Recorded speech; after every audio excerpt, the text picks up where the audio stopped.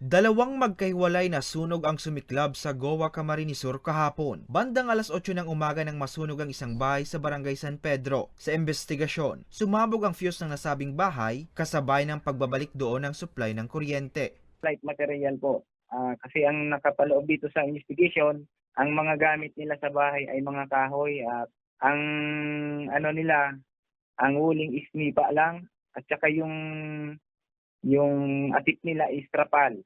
At saka yung column nila is kahoy lang po.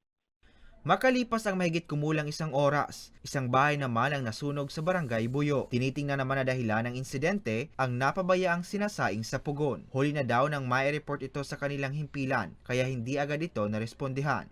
Ngayong Kapaskuhan po, lalong-lalo na sa darating na Pasko at Bagong Taon, yung mga Christmas light na binibili natin, doon po kami nakapokus ngayon.